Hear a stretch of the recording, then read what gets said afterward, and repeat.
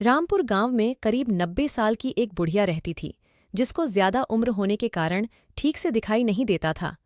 उसने मुर्गियां पाल रखी थीं और उन्हें चराने के लिए एक लड़की भी रखी थी। एक दिन अचानक वह लड़की नौकरी छोड़कर कहीं भाग गई।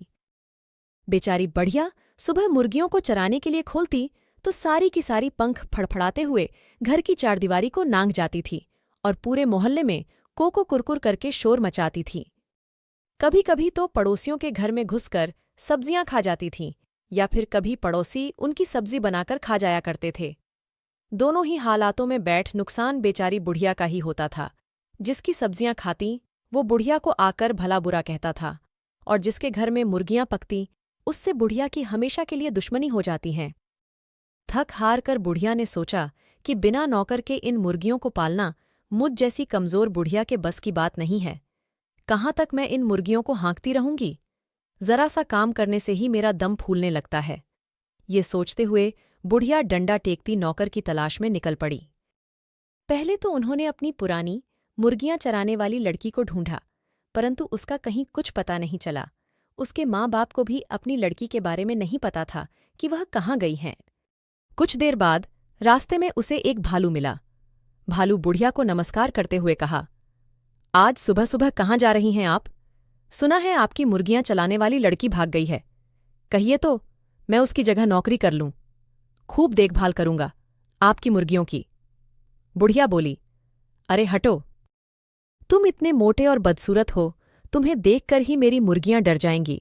ऊपर से तुम्हारी आवाज भी इतनी बेसुरी है कि उसे सुनकर वो दरबे से बाहर ही नहीं आएंगी। मुर्गियों के कारण मोहल्ले में ऐसे ही मेरी सबसे दुश्मनी है और तुम जैसा जंगली जानवर को रख लूंगी तो मेरा जीना मुश्किल हो जाएगा। छोड़ो मेरा रास्ता, मैं खुद ही ढूंढ लूंगी अपने लिए नौकर। इतना ही कहकर बुढ़िया आगे बढ़ गई। थोड़ी देर बाद बुढ़िया को एक सियार मिला और बोला, राम राम बुढ़िया नानी, किसे ढूंढ रही हो आप? बुढ़िया बोली, मैं अपने लिए एक नौकरानी ढूंढ रही हूं जो मेरे मुर्गियों की देखभाल कर सके, मेरी पुरानी वाली नौकरानी। इतनी दुष्ट निकली कि वह बिना बताए ही कहीं भाग गई। अब मैं अपनी मुर्गियों की देखभाल भला कैसे करूं? क्या तुम किसी ऐसी लड़की को जानते हो जिसे 100 तक की गिनती आती हो? क्योंकि मेरे पास 100 मुर्गियां हैं जिनको गिनकर दरबे में रख सके। यह सुनकर सियार बोला, बुढ़िया नानी, यह कौन सी बड़ी बात है? चलो अभी मैं तुम्हें एक लड़की से मिलाता हूं जो मेरे पड़ोस में ही रहती है। वह रोज जंगल के स्कूल में जाती है। उसे 100 तक तो गिनती आती ही होगी। आओ मैं तुम्हें उससे मिलाता हूं। सियार भाग कर गया और अपने पड़ोस में रहने वाली पूसी बिल्ली को बुलाकर ले आया। बिल्ली को देखकर बुढ़िया बोली, हे भगवान, क्या जानवर भी कभी घर के नौकर हो सकते हैं जो अपना काम ठीक से नहीं कर सकते? वह मेरा काम क्या करेंगी? लेकिन पूसी बिल्ली बहुत ही चालाक थी। आवाज को मीठा बनाकर बोली, बुढ़िया नानी, आप बिल्कुल परेशान ना हो। कोई खाना बनाना पकाने का काम तो है नहीं।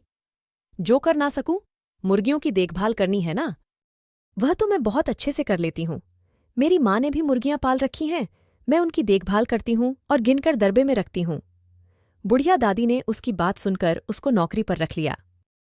पूसी बिल्ली ने पहले ही दिन मुर्गियों को दरबे से निकाला और खूब भाग दौड़ की, जिसे देखकर बुढ़िया दादी संतुष्ट हो हुई और सोने के लिए चली गई।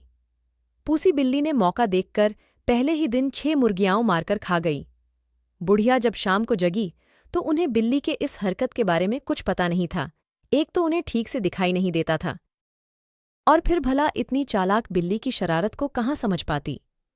पड़ोसियों से अब बुढ़िया की लड़ाई नहीं होती थी क्योंकि मुर्गियां उनकी सब्जियां नहीं खाती थीं।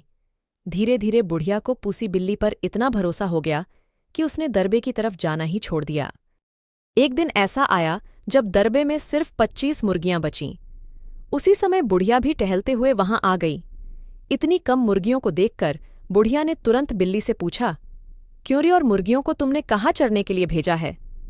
पूसी बिल्ली ने जवाब दिया, सब पहाड़ पर चली गई हैं। मैं कितना बुलाती हूं पर वह आती ही नहीं। बहुत शरारती हो गई है। अभी जाकर देखती हूं कि ये इतनी ढीठ कैसे हो गई हैं। पहाड़ के ऊपर खुले में घूम रही हैं। कहीं कोई शेर या भेड़िया आ ले गया तो बस। बुढ़िया बड़बड़ाती हुई पहाड़ पर चढ़ गई। वहां सिर्फ मुर्गियों की हड्डियां और उनके पंख पड़े हुए थे। उसे देखकर बुढ़िया पूसी बिल्ली की सारी करतूत समझ गई। वह तेजी से घर की ओर लौटी।